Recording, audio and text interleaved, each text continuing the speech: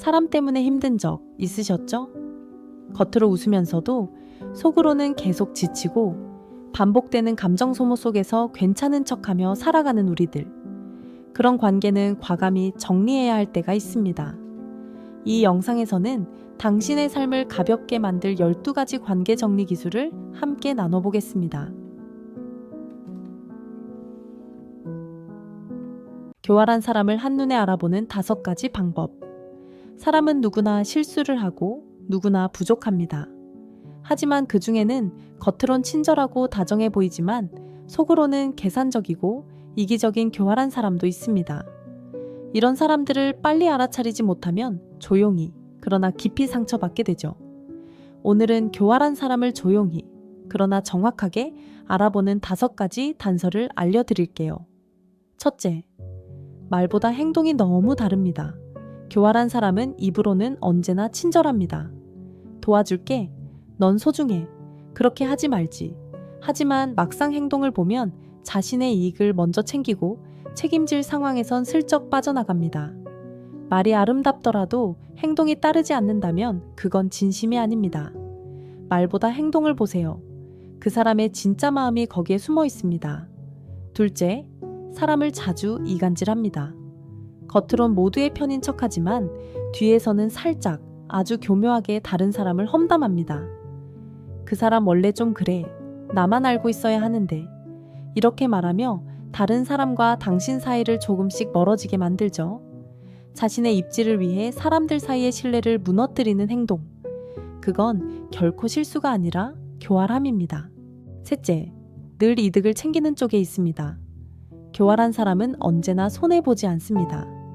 도움을 줄 때도 결국은 본인의 유익을 계산합니다.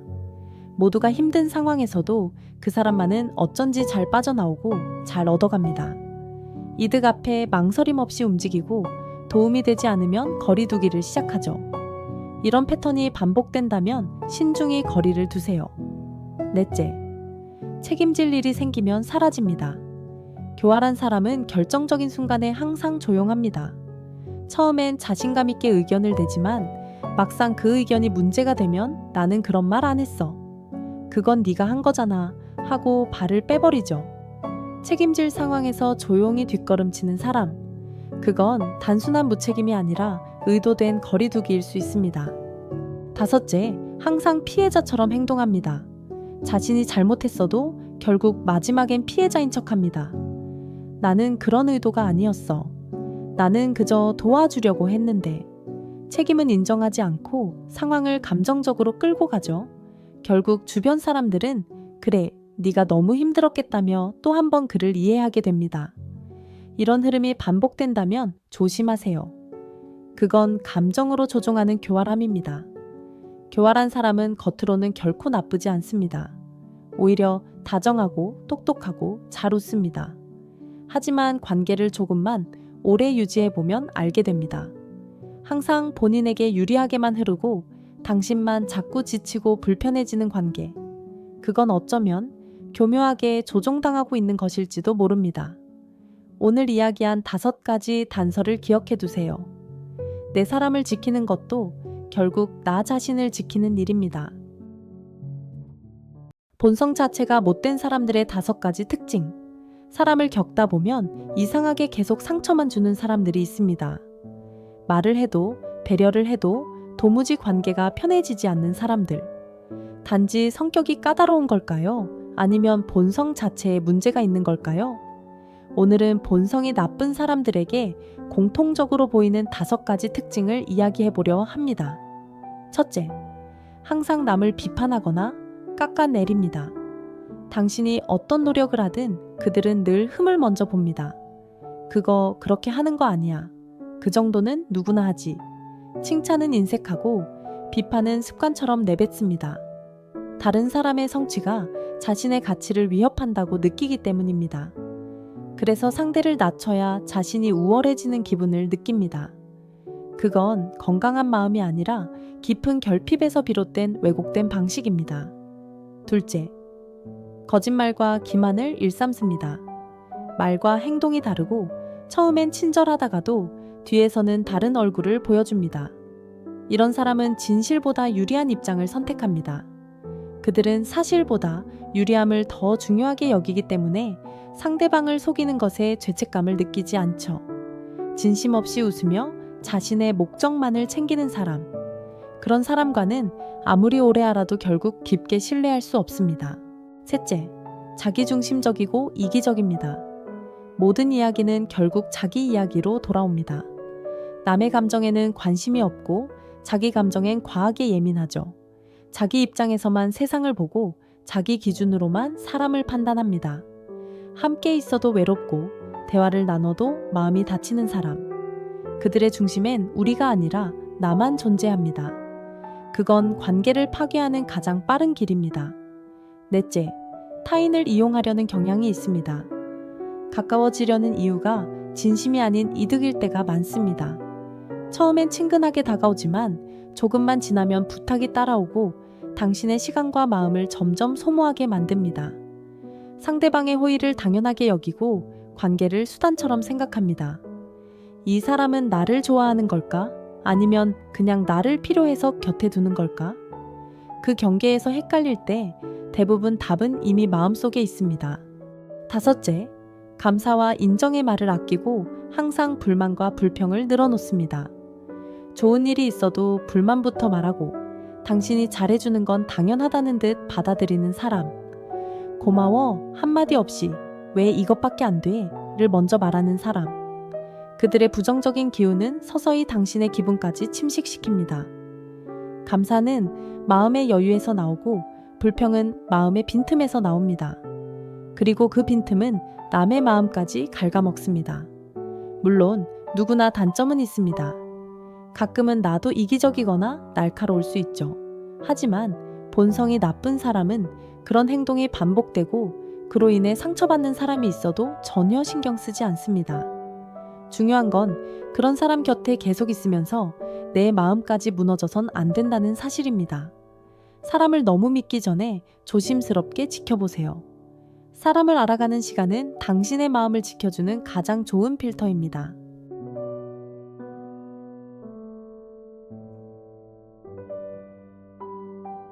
멀어진 관계를 다시 가까워지게 하는 5가지 행동. 우리는 살면서 많은 관계를 맺고 또 멀어지곤 합니다. 특별한 이유가 없어도 시간이 흐르면 자연스럽게 거리가 생기죠. 하지만 마음이 있다면 다시 이어질 수 있습니다. 멀어진 관계를 다시 가까워지게 하는 5가지 행동을 살펴보겠습니다. 첫째, 사과가 필요하다면 먼저 하기. 멀어진 관계에는 크고 작은 상처가 남아 있습니다. 때로는 아주 작은 오해가 큰 벽을 만들기도 하죠. 상대가 먼저 사과하길 기다리는 대신 내가 먼저 용기를 내보는 건 어떨까요? 그때는 미안했어. 내 마음을 다 전하지 못했어. 진심이 담긴 사과 한마디는 닫혀있던 마음의 문을 천천히 열게 합니다. 둘째, 작은 연락부터 시작하기. 오랜만에 연락을 하려면 괜히 어색하게 느껴질 때가 있습니다. 하지만 너무 거창하게 생각할 필요는 없어요. 요즘 어떻게 지내? 생각나서 연락했어. 짧고 가벼운 한마디면 충분합니다. 처음에는 긴 대화보다 짧은 안부가 마음의 거리를 좁혀줍니다. 편하게, 가볍게 시작하세요. 셋째, 공통의 추억을 이야기하기. 멀어진 관계를 다시 이어줄 열쇠는 함께한 추억 속에 있습니다. 우리 그때 웃겼던 일 기억나? 그때 진짜 좋았지. 자연스럽게 웃을 수 있는 기억을 꺼내는 것, 그 자체가 다시 친밀감을 만들어줍니다. 억지로 과거를 붙잡으려 하지 말고 좋았던 순간을 가볍게 떠올리는 것만으로 충분합니다. 넷째, 작은 선물을 준비하기. 특별한 선물은 필요 없습니다. 상대방을 떠올리며 준비한 작은 것, 예를 들면 좋아하는 커피, 책 한 권, 짧은 손편지, 네가 생각나서. 이 한마디와 함께 건네는 선물은 상대방 마음에 따뜻한 흔적을 남깁니다. 정성은 선물의 크기보다 마음에 있습니다. 다섯째, 서로의 시간을 존중하기. 내가 다가갔다고 해서 바로 모든 게 회복되지는 않습니다. 상대방에게도 회복할 시간과 공간이 필요할 수 있습니다. 서두르지 말고 조급해하지 말고 상대방의 속도를 존중하세요. 기다림 속에서 자연스럽게 관계는 다시 이어질 수 있습니다. 진심은 결국 전해지니까요. 멀어진 관계를 다시 잇는 건 어렵지만 한 발짝 다가가는 용기, 작은 관심, 그리고 기다림. 이 세 가지가 있다면 우리는 다시 서로의 곁에 다가설 수 있습니다. 관계는 결국 마음을 향한 작고 꾸준한 걸음들이니까요.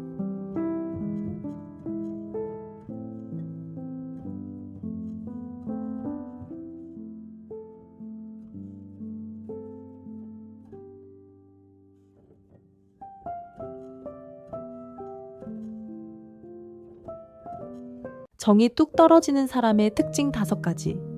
처음엔 참 괜찮다고 생각했던 사람이 어느 순간부터 그냥 마음이 멀어집니다.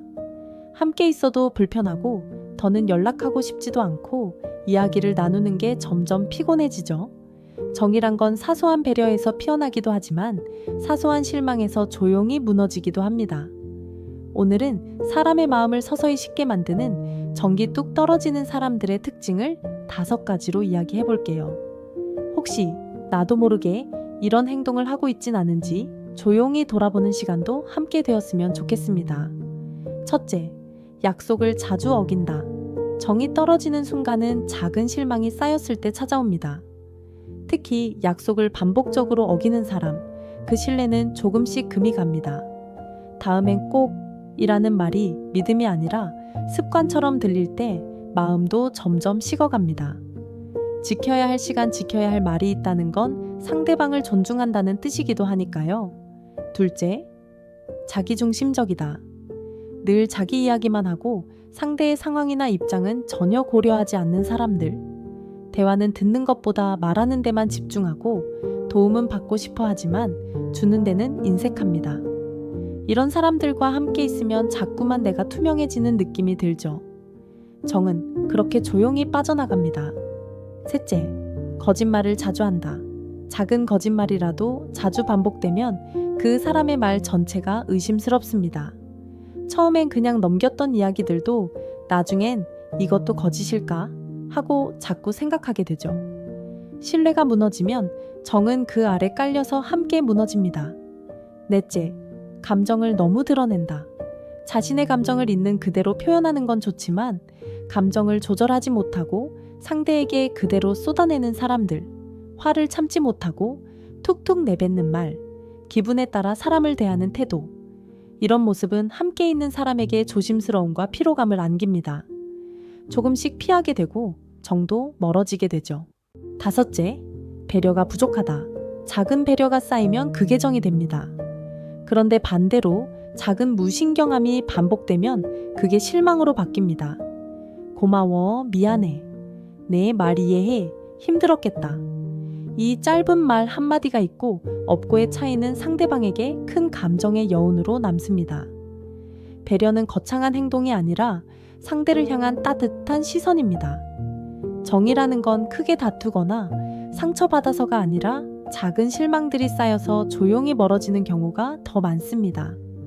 사람의 마음은 참 오래 걸려야 열리지만 다치는 건 순식간이죠. 혹시 지금 내 곁에서 조용히 멀어지고 있는 사람이 있다면 그 마음 안에 무심코 놓쳤던 부분이 있었는지 한번 돌아봐야 할지도 모릅니다. 그리고 반대로 누군가에게 정이 떨어진 경험이 있다면 그 감정을 통해 내가 어떤 관계를 원하는 사람인지 조금 더 선명해졌기를 바랍니다. 좋은 관계는 배려와 신뢰 위에 만들어지고 그 위에서 정은 조용히 피어납니다.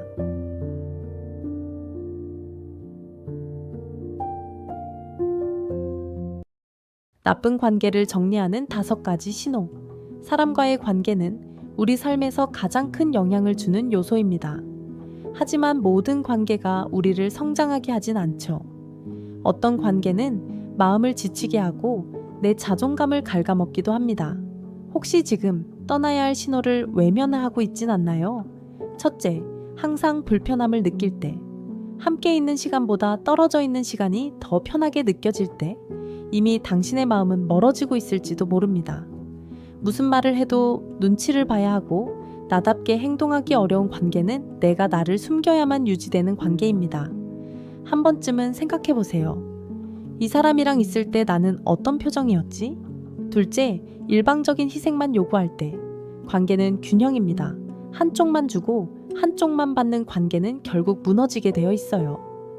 내가 참고 내가 맞춰야만 평화가 유지되는 관계라면 그건 이미 의무가 되어버린 사이입니다. 이제는 물어야 할 때입니다. 왜 나만 이렇게까지 해야 할까? 그 질문에 진심으로 대답할 수 없다면 그 관계는 다시 돌아봐야 합니다. 셋째, 존중받지 못한다고 느낄 때 말투 하나, 행동 하나에서도 존중은 드러납니다.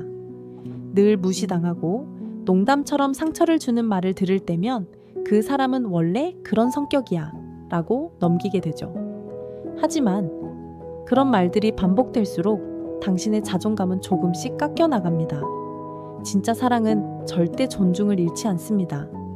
당신을 아낀다면 그 마음은 반드시 말과 태도에 드러납니다. 넷째, 갈등만 반복될 때 모든 관계엔 갈등이 있습니다. 하지만 중요한 건 갈등을 어떻게 풀어가는가입니다. 같은 문제로 계속 싸우고 대화는 점점 줄어들며 서로가 지쳐간다면 그건 해결이 아니라 소모일 수 있습니다.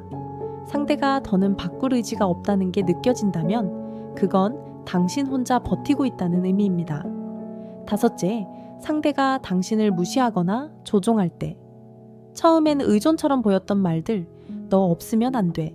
네가 없으면 나는 아무것도 아니야. 그 말들이 어느 순간부터 당신을 죄책감에 빠뜨리고 자유를 빼앗는 도구가 된다면 그건 사랑이 아닙니다. 지배와 통제를 사랑으로 착각하지 마세요. 진짜 사랑은 당신이 자유롭게 숨 쉴 수 있게 해줍니다. 관계는 때로 우리를 자라게 만들지만 때로는 우리를 갉아먹는 가시가 되기도 합니다.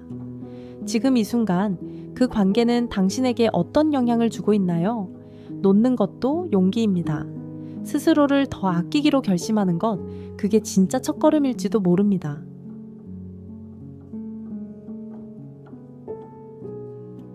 사람을 은근히 피곤하게 만드는 사람들의 5가지 특징. 겉으로는 큰 문제가 없어 보이는데 이상하게 그 사람과 함께 있으면 마음이 지치고 에너지가 빠질 때가 있습니다. 언제나 나만 이야기하게 되거나 대화가 끝나면 이상하게 후회가 남거나 딱히 나쁜 사람은 아닌데 그런 사람과 있으면 조용히 피곤해지죠. 오늘은 사람을 은근히 피곤하게 만드는 5가지 특징에 대해 이야기해 보려 합니다. 혹시 내 주변에 이런 사람이 있다면 거리 두기가 필요할지도 모릅니다. 첫째, 끊임없이 자신의 문제를 이야기한다. 하루에도 몇 번씩 나 요즘 너무 힘들어. 어제 또 이런 일이 있었잖아. 비슷한 말을 반복하며 늘 자신의 문제만 이야기하는 사람. 처음엔 위로해주지만 계속되는 이야기 속에서 나의 에너지는 소진되고 맙니다. 공감은 의무가 아니에요. 진심이 오가야 가능한 것이지 계속 듣는 것만으로는 관계가 건강할 수 없습니다. 둘째, 타인의 말을 잘 듣지 않는다. 대화는 주고받는 건데 그 사람과의 대화는 늘 일방향입니다. 내가 말하고 있어도 눈은 딴 데가 있고 금세 다시 자기 얘기로 돌아가죠. 이야기를 듣는 태도는 상대방을 존중하는 마음의 표현입니다. 그걸 느낄 수 없을 때 우리는 피로해지고 점점 마음을 닫게 됩니다. 셋째, 지나치게 감정적이다. 조금만 말을 잘못해도 금방 서운해하거나 기분이 안 좋다며 자리를 망치거나 감정의 기복이 심하고 상대방이 늘 그 감정을 조심스럽게 받아줘야 하는 관계. 그런 사람과 함께하면 항상 내가 조심해야 하고 내 말도 감정을 따라가게 됩니다. 자기 감정에만 몰두한 사람은 결국 타인의 감정은 보지 못합니다. 넷째, 항상 비교를 한다. 누구는 그렇게 안 하던데 내 친구는 벌써 집 샀더라. 너는 왜 아직도 그거야? 자신도 모르게 아니면 무의식적으로 항상 타인과 나를 비교하는 사람. 그 비교 속에서 누군가는 항상 부족한 사람이 되고 나는 그 틀 안에서 작아지고 말죠. 비교는 위장된 무시입니다. 그리고 그 위장된 말이 오랫동안 마음을 피곤하게 합니다. 다섯째, 책임을 회피하고 남 탓을 한다. 무슨 일이 생기면 그건 네가 그때 그렇게 말했잖아. 다른 사람이 그랬다며. 자신의 실수는 인정하지 않고 늘 다른 사람이나 상황 탓만 하는 사람. 그런 사람 옆에 있으면 내가 잘못하지 않아도 죄책감을 느끼게 되고 불필요한 부담을 떠안게 됩니다. 건강한 관계는 책임을 나누는 사이에서 자랍니다. 책임을 밀어버리는 순간 관계는 기울기 시작합니다. 사람이 사람을 지치게 할 수도 있고 사람이 사람에게 쉼이 될 수도 있습니다. 겉으로는 멀쩡해 보여도 마음을 조금씩 지치게 하는 사람은 분명히 존재합니다. 그리고 중요한 건 그런 관계를 알아차리는 순간 조금씩 거리를 두고 내 감정을 지키는 용기를 내는 것입니다. 누구와 함께 하느냐는 곧 나의 에너지를 어떻게 쓰느냐와도 같습니다. 당신이 지치지 않기를 바랍니다. 당신은 늘 존중받고 편안해져야 할 존재니까요.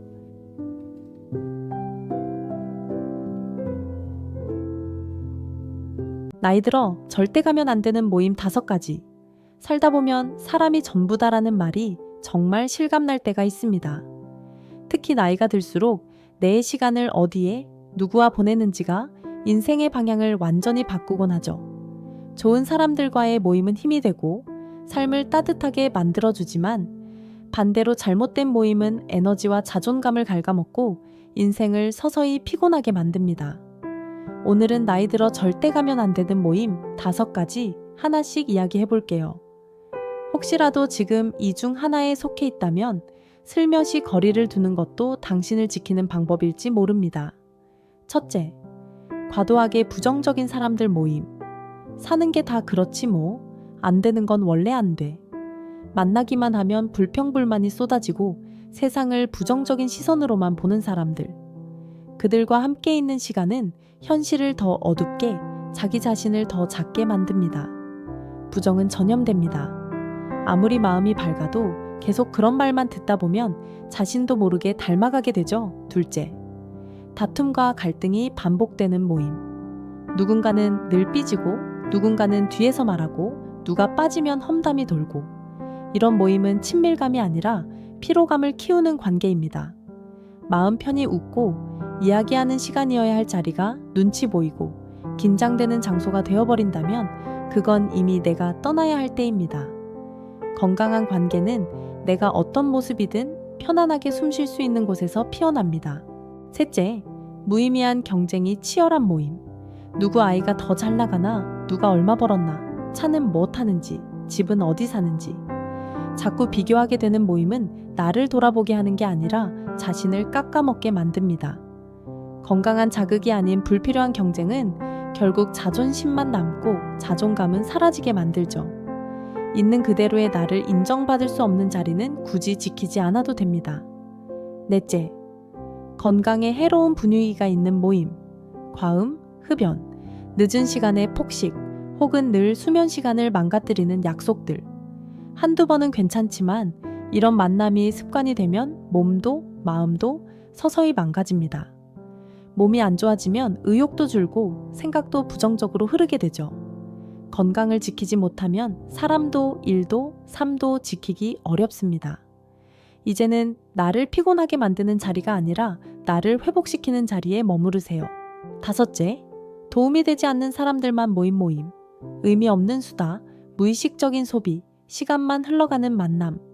돌아오는 길에 내가 왜 이 자리에 있었지? 하는 생각이 들었다면 그건 분명 에너지를 소비당한 시간입니다. 인맥은 많다고 좋은 게 아닙니다. 진짜 나에게 도움이 되고 서로 응원할 수 있는 사람들과의 깊은 관계가 무엇보다 중요하죠. 적당히 웃고 예의만 나누는 관계라면 조심스럽게 줄이는 것도 괜찮습니다. 사람은 주변 사람을 닮아갑니다. 그래서 어떤 모임에 속해 있는지가 곧 내 삶의 수준을 결정하기도 하죠. 이제는 어디에 가느냐보다 누구와 함께 하느냐가 더 중요합니다. 내가 성장하고 편안하고 스스로를 존중받는 자리에서 더 오래 머무르세요. 당신이 함께 있는 자리가 당신의 삶을 닮아갈 테니까요.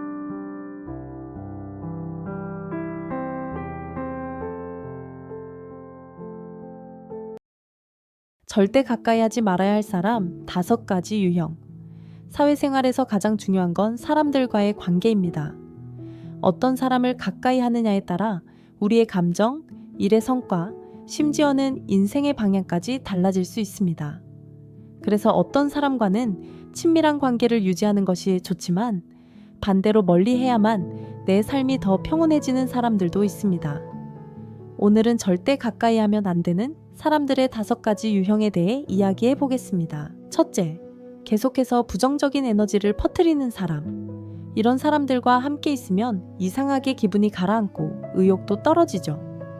그들은 늘 세상에 불만이 많고 희망보다는 절망을 먼저 이야기합니다. 예를 들어 새로운 시도를 하려 하면 그거 안 될 거야. 괜히 시간 낭비하지 마. 라는 식으로 말을 던지곤 하죠. 처음엔 걱정해주는 걸로 들릴 수 있지만 반복되면 우리 안에 있는 가능성조차 꺾이게 됩니다. 부정적인 말은 들을수록 스며들고 결국 나의 시선도 어두워집니다. 이런 사람과는 자연스럽게 거리를 두는 것이 필요합니다. 우리의 감정은 전염되니까요. 둘째, 다른 사람을 끊임없이 비난하는 사람. 누군가와 대화할 때 그 사람이 늘 다른 사람의 흠을 잡고 비판만 한다면 한 번쯤 생각해 봐야 합니다. 이런 사람은 자신의 책임은 돌아보지 않고 늘 누군가를 탓합니다. 더 나아가 그 비난의 대상이 어느 순간 우리 자신이 될 수도 있죠. 비판에는 성장의 기회도 있지만 그것은 해결책이 뒤따를 때만 가능합니다. 단순히 험담과 불평만 늘어놓는 사람과 함께 있으면 나도 모르게 그런 부정적인 시선이 내 언어에 스며들게 됩니다. 셋째, 지나치게 자기중심적인 사람. 모든 대화가 나로 시작되고 끝나는 사람이 있습니다. 내 이야기는 들으려 하지 않고 언제나 자신의 관심사, 자신의 입장만을 고집합니다. 이런 사람과의 관계는 일방적입니다. 내가 아무리 배려하고 이해해도 돌아오는 건 더 많은 요구와 기대뿐입니다. 관계는 서로 주고받아야 유지됩니다. 자기밖에 모르는 사람은 결국 주변 사람들을 지치게 만들고 자신만 남게 됩니다. 넷째, 거짓말을 자주 하는 사람. 신뢰는 모든 관계의 기본입니다. 하지만 거짓말을 반복하는 사람은 그 기본조차 무너뜨립니다. 처음엔 사소한 거짓말이라 느낄 수 있지만 그것이 쌓이면 결국 이 사람이 하는 말은 믿을 수 없다는 불신으로 이어집니다. 그런 불신 속에서 건강한 관계는 만들어질 수 없습니다. 특히 감정을 이용하거나 자신의 이득을 위해 진실을 왜곡하는 사람은 반드시 경계해야 합니다. 신뢰는 쌓기는 어렵고 무너지는 건 한순간이니까요. 다섯째, 감정을 조절하지 못하는 사람. 감정의 기복이 심하고 자주 화를 내거나 주변 사람들에게 감정을 쏟아내는 사람은 가까이 하기 힘듭니다. 이들은 자신이 불안할 때, 불만이 있을 때 그걸 적절히 표현하지 못하고 타인에게 그대로 던져버립니다. 듣는 사람은 매번 긴장하게 되고 나중에는 대화조차 피하게 되죠. 감정을 표현하는 것과 감정을 조절하지 못하는 것은 다릅니다. 자신이 느끼는 감정을 조절할 줄 아는 사람과 함께 해야 관계 속에서 안정감을 느낄 수 있습니다. 우리가 누구와 함께 하느냐는 곧 어떤 삶을 살게 될지를 결정짓는 중요한 기준입니다. 불필요한 에너지 소모를 줄이고 나를 지키기 위해서는 거리두기도 필요합니다. 누군가를 멀리한다고 해서 차가운 사람이 되는 것이 아닙니다. 오히려 진짜 나를 위해 필요한 선택일 수 있습니다. 오늘 소개한 5가지 유형, 혹시 지금 내 주변에 있는지 돌아보며 건강한 관계를 위한 새로운 기준을 세워보는 건 어떨까요? 나이 들수록 조심해야 하는 5가지. 나이가 들수록 삶은 더 깊어지고 생각은 더 단단해집니다. 하지만 어느 순간부터 무심코 놓치는 것들이 삶을 힘겹게 만들기도 하죠. 오늘은 조금 더 건강하게, 조금 더 지혜롭게 살아가기 위해 나이 들수록 꼭 조심해야 할 5가지를 나눕니다. 첫째, 건강관리 소홀. 젊을 땐 대충 넘기던 것도 나이가 들면 쉽게 회복되지 않습니다. 아프기 전에 챙기는 것이 진짜 건강관리입니다. 가벼운 운동, 꾸준한 식습관, 충분한 수면, 삶의 기본을 지키는 것이 삶의 질을 지키는 길입니다. 건강은 무너지기 전엔 그 소중함을 모르니까요. 둘째, 부정적인 마음가짐. 나이 들수록 과거의 상처와 후회, 세상에 대한 냉소가 마음을 잠식할 수 있습니다. 하지만 마음은 생각보다 쉽게 기울고 생각은 삶을 끌고 갑니다. 하루에 한 번씩 감사할 것들을 떠올려 보세요. 마음이 밝아지면 표정이 달라지고 관계가 달라지고 삶이 달라집니다. 셋째, 무리한 재정관리. 나이 들어 가장 불안한 건 돈에 쫓기는 삶입니다. 자신의 수입과 지출을 정확히 파악하고 무리한 투자나 과도한 소비를 줄여야 마음의 여유도 생깁니다. 재정적인 안정은 노년의 자존감과도 연결됩니다. 남을 위한 소비보다 내 삶의 균형을 위한 선택이 필요합니다. 넷째, 인간관계 단절.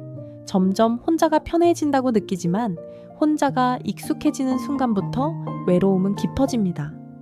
가족, 친구, 이웃과 가끔 안부를 나누고 따뜻한 말 한마디를 건네는 것이 삶의 온도를 지켜주는 연결입니다.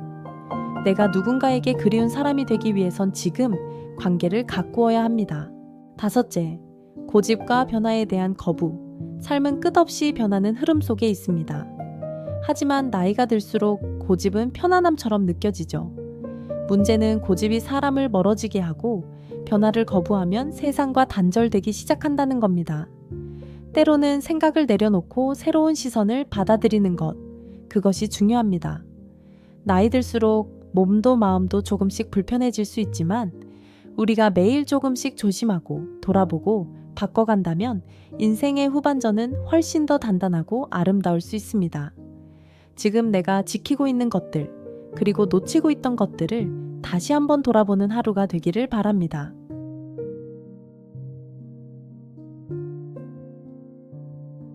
나보다 나은 사람을 사귀는 5가지 방법. 우리는 누구나 더 나은 사람들과 어울리고 싶어 합니다. 존경할 만한 사람, 배울 점이 많은 사람들과 교류하면 자연스럽게 내 삶의 수준도 올라가기 마련이죠. 하지만 막상 그런 사람들과 가까워지는 것은 쉽지 않습니다. 나보다 나은 사람을 사귀려면 단순히 운에 맡길 것이 아니라 나 스스로 준비하고 변화해야 합니다. 오늘은 나보다 나은 사람들과 자연스럽게 인연을 맺고 그 관계를 유지하는 5가지 방법을 알려드리겠습니다. 첫째, 배울 준비가 된 사람이라는 것을 보여라. 뛰어난 사람들은 대체로 자기 성장에 관심이 많고 같은 가치관을 가진 사람들과 어울리는 걸 선호합니다. 그들과 가까워지려면 내가 당신에게서 배우고 싶다는 진정성을 보여주는 것이 중요합니다. 하지만 여기서 주의할 점이 있습니다. 단순히 나 좀 도와주세요 라며 부담을 주면 오히려 멀어질 수 있습니다. 배움을 구할 때는 예의와 존중을 갖추고 그들이 불편함을 느끼지 않도록 해야 합니다. 예를 들어 먼저 그들의 이야기를 경청하고 본인이 배운 내용을 실천하며 보여주는 것이 좋은 방법입니다. 이런 태도를 꾸준히 유지하면 상대도 이 사람은 성장을 위해 노력하는구나 라고 생각하게 되고 더 깊은 교류가 가능해집니다. 둘째, 먼저 줄 수 있는 사람이 되어라. 사람들은 대체로 자기에게 도움을 주는 사람을 가까이 하고 싶어 합니다. 나보다 나은 사람과 관계를 맺고 싶다면 그들에게 무엇을 줄 수 있을지를 먼저 고민해야 합니다. 꼭 경제적이거나 거창한 도움이 아니어도 괜찮습니다. 예를 들어 상대가 관심 있는 정보를 제공하거나 작은 배려를 실천하는 것도 충분히 가치 있는 행동입니다. 중요한 것은 받기 전에 먼저 주는 태도입니다. 예를 들어 어떤 전문가와 친해지고 싶다면 그 사람의 책이나 강연을 먼저 보고 그 내용을 실천한 뒤 피드백을 전하는 것도 좋은 방법입니다. 그렇게 하면 단순한 팬이 아니라 함께 대화할 수 있는 사람으로 인식될 가능성이 높아집니다. 셋째, 대화의 수준을 맞춰라. 나보다 뛰어난 사람들과 가까워지고 싶다면 그들이 흥미를 느낄 만한 대화 주제를 찾는 것이 중요합니다. 아무리 좋은 인연이라도 대화가 맞지 않으면 관계를 지속하기 어렵기 때문이죠. 이를 위해서는 평소 다양한 분야의 지식을 쌓고 새로운 경험을 하려는 노력이 필요합니다. 책을 읽고 강연을 듣고 다양한 사람들과 소통하면서 사고의 폭을 넓혀야 합니다. 그리고 중요한 것은 잘 듣는 태도입니다. 대화 중에 내가 돋보이려고 애쓰기보다는 상대의 이야기에 집중하고 적절한 질문을 던지는 것이 더 좋은 인상을 줍니다.